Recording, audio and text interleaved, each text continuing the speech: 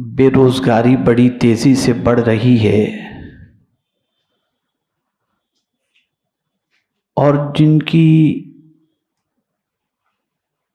کاروباری پوزیشن اچھی بھی ہے وہ بھی یہ کہتے ہوئے دکھائی دیتے ہیں کہ سروائیو کرنا بڑا ڈیفیکلٹ ہو رہا ہے۔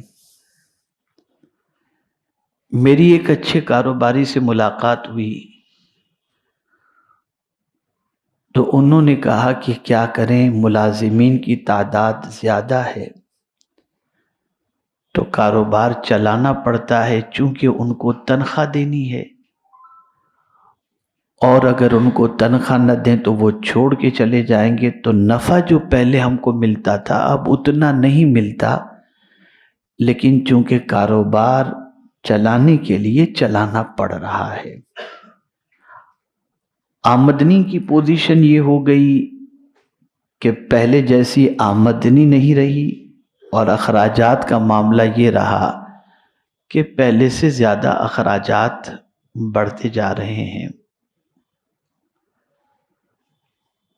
تو آدمی سوچتا ہے کہ روزی کہاں سے ملے، کیا کریں؟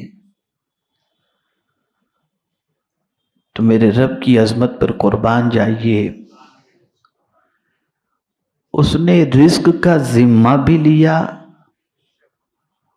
اور ساتھ ہی ساتھ اس نے راستے بھی بتائے کہ میرے بندو یہ راہ تم اپناؤ، میں دینے والا ہوں نا رزق، تو میں تمہیں جو راستہ بتاتا ہوں اس راستے پر تم چلو، رزق دینا میرا کام ہے۔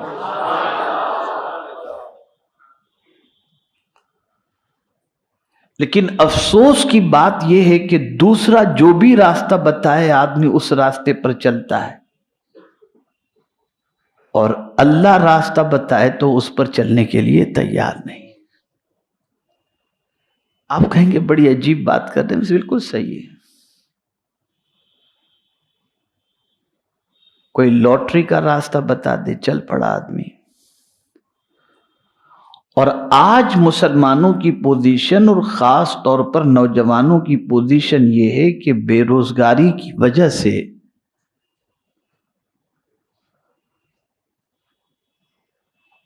وہ لوگ کچھ ایسے کاروبار میں ملوث ہو جاتے ہیں جیسے ڈرگز کا کاروبار ہے اور غلط کاروبار، اس کے اندر انوالو ہو کر ملوث ہو کر اپنی دنیا بھی برباد کرتے ہیں اور آخرت بھی برباد کرتے ہیں۔ کوئی غلط دوست مل گیا، اس نے راستہ بتا دیا یہ کرو، ایسا کرو تو اس طریقے سے ہوگا، اتنا فائدہ ہوگا، چوری کا مال بیچو، غلط مال بیچو، یہ کو پتہ نہیں کیا کیا جو بھی چل رہا ہے، میں آپ کو کیا بتاؤں، سب سے آپ واقف ہیں۔ مجھے تو قرآن کا بتایا ہوا راستہ آپ کو بتانا ہے۔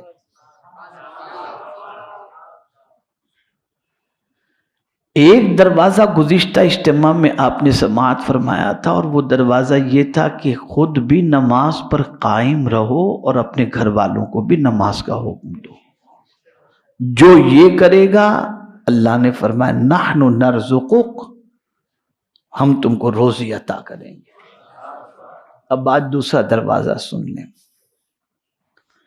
اللہ عز و جل ارشاد فرماتا ہے وَمَن يَتَّقِ اللَّهَ يَجْعَلْ لَهُ مَخْرَجًا، اور جو شخص ڈرتا رہتا ہے اللہ عز و جل سے تو اللہ بنا دیتا ہے اس کے لیے نجات کا راستہ۔ میں جملے پر توجہ تھوڑی سی چاہوں گا۔ اللہ سے جو ڈرتا رہتا ہے اس کے لیے اللہ نجات کا راستہ بنا دیتا ہے۔ کس چیز سے نجات یہ ذکر نہیں، مطلق کہہ دیا گیا، حالانکہ اوپر کے تذکرے کے اندر طلاق اور ان ساری چیزوں کا معاملہ ہے، لیکن صوفیاء کرام فرماتے ہیں کہ نجات جو فرمایا گیا نا، اس سے مراد یہ ہے کہ جو بھی مصیبت ہو ہر مصیبت سے اللہ نجات عطا فرماتا ہے۔ مفلسی کی مصیبت، تم اللہ سے ڈرو، اللہ اس سے نجات عطا فرما دے گا۔ بیماری کی مصیبت، اللہ اس سے بھی نجات عطا کر دے گا۔ تنگ دستی کی مصیبت، اللہ اس سے بھی نجات عطا کر دے گا۔ جو مصیبتیں تمہیں ہوں، تم اللہ سے ڈرنا شروع کرو، اللہ تمہاری مصیبتوں سے تم کو نجات عطا فرما۔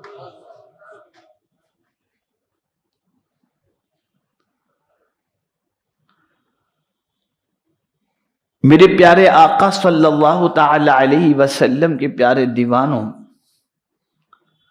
سب سے بڑی مصیبت اگر آپ آج کے دور میں تنگ دستی کو سمجھتے ہیں تو یہ آیت کریمہ اس طرف بھی توجہ دلا رہی ہے کہ تم اللہ سے ڈرنا شروع کرو۔ اب یہاں تھوڑے سے توجہ جاؤ، ہم نے کیا کیا؟ اس آیت کو پڑھنا شروع کیا، ڈرنا شروع نہیں کیا۔ ہم نے اسے وظیفہ بنا لیا۔ یہاں وظیفہ بنانے کی بات نہیں ہے، یہاں ڈرنے کی بات ہے۔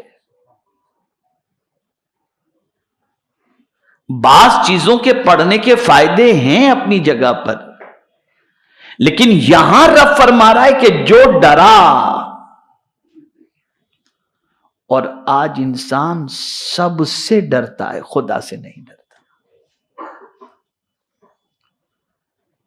اور قرآن کہتا ہے لا تخشوا الناس واخشونی، لوگوں سے مت ڈرو، مجھ سے ڈرو۔ لوگوں سے ڈر کر کے انسان ان کے سامنے گناہ نہیں کرتا، لوگوں سے ڈر کر کے انسان جھوٹ نہیں بولتا۔ لوگ کیا سوچیں گے؟ لوگوں سے ڈر کر انسان بد نگاہی نہیں کرتا، اور اسی کے ساتھ ساتھ لوگوں سے ڈر کر کے انسان گناہ بھی کر لیتا ہے، بد کرداری بھی کر لیتا ہے، سب یہ بھی کر لیتا ہے، اس لیے کہ کبھی کسی دوست کی مروت، کسی دوست کا ڈر، کسی کا وہ ڈر اس میں آدمی کر لیتا ہے۔ اور دوسرے اعتبار سے دیکھا جائے، بیوی کے ڈر سے، بچوں کے تنگ دستی کے ڈر سے بھی انسان وہ راستہ اپنا لیتا ہے جس راستے پر چلنے کا اللہ نے منع فرمایا ہے۔ قرآن کہتا ہے واخشونی، اللہ فرماتے مجھ سے ڈرو۔ اور یہ ڈر اگر کسی کے دل میں پیدا ہو جائے، یعنی اللہ کا، تو پھر مصیبتیں اس سے بھاگتی ہیں، پھر مصیبتیں بھاگتی ہیں۔ اور انسانوں میں سب سے زیادہ اللہ سے ڈرنے والے حضور صلی اللہ علیہ وسلم۔ وقت اتنا نہیں کہ میں حضور کے خوف خدا کے بارے میں زیادہ عرض کر سکوں۔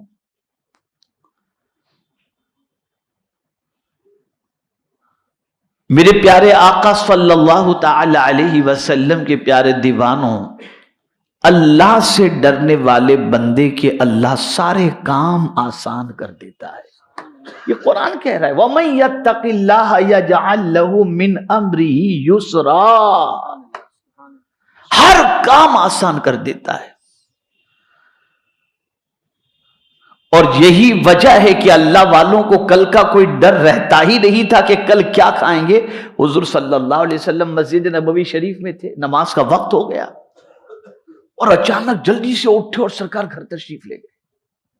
صحابہ کو حیرت ہوئی، اچانک حضور کیوں جلدی جلدی گھر تشریف لے گئے؟ کچھ دیر کے بعد حضور صلی اللہ علیہ وسلم تشریف لائے تو صحابہ نے عرض کیا حضور سب ٹھیک تو ہے؟ حضور آج جلدی تشریف لے گئے۔ کہا اصل میرے گھر میں کچھ تھوڑا سا سونا پڑا تھا تو میں نے سوچا پہلے اس کو اللہ کے نام پہ دے دوں پھر نماز کے لیے آؤں۔ کل کا ڈر نہیں تھا، وہ اللہ سے ڈرتے تھے۔ اور میں نے گزشتہ جمعہ میں اجتماع میں آپ سے عرض کیا تھا کہ روزی دینے والا کون ہے؟ اللہ۔ آج سیٹھ سے آدمی ڈرتا ہے کہ نوکری سے نکال نہ دے، وہ صرف مہینے کی تنخواہ دیتا ہے، لیٹ آنے پر تنخواہ کاٹ بھی دیتا ہے۔ اے رب تیری عظمتوں پر قربان کہ تو کتنا کریم ہے، ہم نافرمانی کرتے ہیں پھر بھی تو بھوکا سلاتا نہیں، بھوکا اٹھاتا ہے اور کھانا عطا کر دیتا ہے۔ کتنا کریم، اس سے ڈرو۔ اور جب قرآن کہہ دے تو پھر بات مان لینی چاہیے، وہاں سرنڈر ہو جانا چاہیے۔ آئیے میں آپ کو دلیل کی روشنی میں عرض کروں۔ ایک نوجوان فاروق اعظم رضی اللہ تعالیٰ عنہ کے پاس حاضر آیا اور عرض کرنے لگا، امیر المؤمنین کوئی کام کاج نہیں ہے،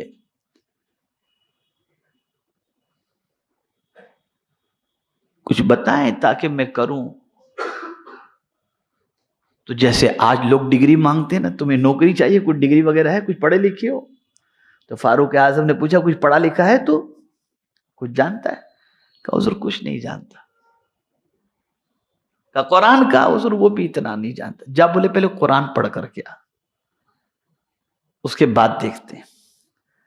اب فاروق اعظم نے فرما دیا، روزی کی ضرورت بھی تھی، گیا قرآن سیکھنے کے لیے، پڑھنے لگے وہ قرآن، اور پھر قرآن اچھی طریقے سے جب سیکھ لیا، اچھی طریقے سے سیکھ لیا، اس کے کافی عرصے تک وہ فاروق اعظم کے پاس آئے نہیں، اور نہ کوئی بات فاروق اعظم سے انہوں نے اپنی پریشانی کی کہ آتے ہوں گے جاتے ہوں گے، لیکن وہ نظر نہیں پڑتی ہوگی اور وہ اپنے حساب سے چلے جاتے۔ کچھ دنوں کے بعد فاروق اعظم رضی اللہ تعالیٰ عنہ سے ملاقات ہوئی، تو سیدنا فاروق اعظم رضی اللہ المولا تبارک و تعالی عنہ نے ارشاد فرمایا، کیا بات ہے اس کے پاس سے تم ملے ہی نہیں مجھ سے؟ تو کہنے لگے حضور آپ نے مجھ سے فرمایا تھا قرآن پڑھنے کے لیے، میں قرآن پڑھنے لگا، تو میری ضرورت تو روزی تھی نا، تو پڑھتے پڑھتے ایک آیت پر پہنچ گیا، اور وہ آیت تھی وَمَن يَتَّقِ اللَّهَ يَجْعَلْ لَهُ مَخْرَجًا، جو اللہ سے ڈرتا ہے اللہ تعالیٰ اس کے لیے نجات کا راستہ نکال دیتا ہے۔ بس تب سے میں نے اللہ کے ڈر کو اوڑھنا بچھونا بنا لیا، اب اللہ ایسی جگہ سے روزی عطا کرتا ہے جہاں میرا گمان بھی نہیں پہنچتا۔